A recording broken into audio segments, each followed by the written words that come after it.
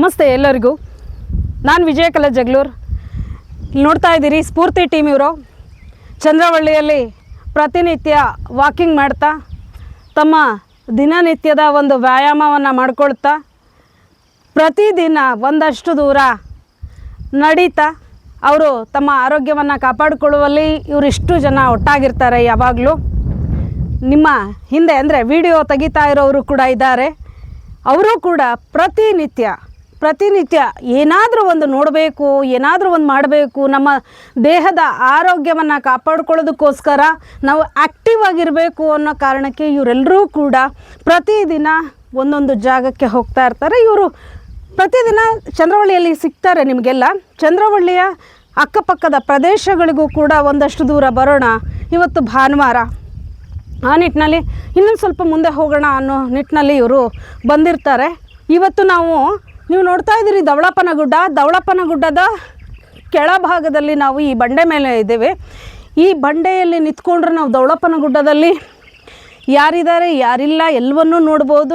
ನಿಮಗಾಗಲೇ ಹಿಂದೆ ನಾವು ವಿಡಿಯೋದಲ್ಲಿ ಅಪ್ಲೋಡ್ ಮಾಡಿದ್ದೀವಿ. ಧವಳಪ್ಪನ ಗುಡ್ಡ ಹೇಗಿದೆ ಅನ್ನುವಂಥದ್ದನ್ನು ತೋರಿಸಿದ್ದೀವಿ, ಎಷ್ಟು ಕಠಿಣ ಅನ್ನುವಂಥದ್ದನ್ನು ತೋರಿಸಿದ್ದೀವಿ, ಜೀವದ ಭಯ ಎಷ್ಟಿದೆ ಅನ್ನುವಂಥದ್ದು ನೀವು ಅಲ್ಲಿಗೆ ಹೋದರೆ ಅಷ್ಟೇ ಗೊತ್ತಾಗುತ್ತೆ. ಪ್ರತಿನಿತ್ಯ ನಾನು ಸಾಯಬೇಕು, ನನ್ನ ಕೈಲಾಗಲ್ಲ ಅನ್ನುವಂಥವ್ರು ಕೂಡ ನೀವು ಆ ಬೆಟ್ಟವನ್ನು ಹತ್ತಿದ್ರಿ, ಆ ಧವಳಪ್ಪನ ಗುಡ್ಡವನ್ನು ಹತ್ತಿದ್ರಿ ಅಂದರೆ ಜೀವನದಲ್ಲಿ ಇನ್ಯಾವತ್ತೂ ನೀವು ಸಾಯ್ತೀನಿ ಅಂತ ಹೇಳಲ್ಲ. ಅಷ್ಟು ಒಳ್ಳೆಯ ಟ್ರೆಕ್ಕಿಂಗ್ ಇರುವಂತಹ ಜಾಗ ಧವಳಪ್ಪನ ಗುಡ್ಡ. ಚಂದ್ರವಳ್ಳಿಯಿಂದ ಹಿಂಭಾಗಕ್ಕೆ ಬಂದು ನಾವು ಚಂದ್ರವಳ್ಳಿಯಿಂದ ಇನ್ನೂ ಸ್ವಲ್ಪ ಮುಂದೆ ಬಂದಿದ್ದೀವಿ. ಧವಳಪ್ಪನ ಗುಡ್ಡ ಇದು. ಧವಳಪ್ಪನ ಗುಡ್ಡದ ಕೆಳಭಾಗದ ಈ ಬಂಡೆ ಮೇಲೆ ನಾವಿವತ್ತು ನಿಂತಿದ್ದೀವಿ.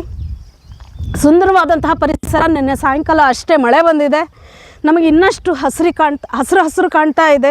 ನಮ್ಮ ಚಿತ್ರದುರ್ಗವನ್ನು ನಿಜವಾಗ್ಲೂ ಹೇಳಬೇಕು ಅಂತ ಹೇಳಿದ್ರೆ ಇದು ಕರ್ನಾಟಕದ ಊಟಿ. ಇಂಥ ಪ್ಲೇಸಲ್ಲಿ ಇರುವಂತಹ ನಾವೇ ನಿಜವಾಗ್ಲೂ ಧನ್ಯರು.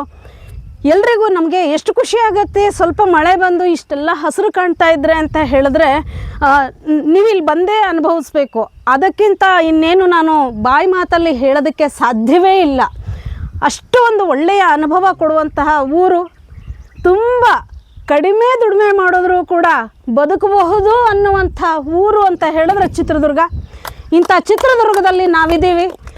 ಸ್ವರ್ಗ. Thank you.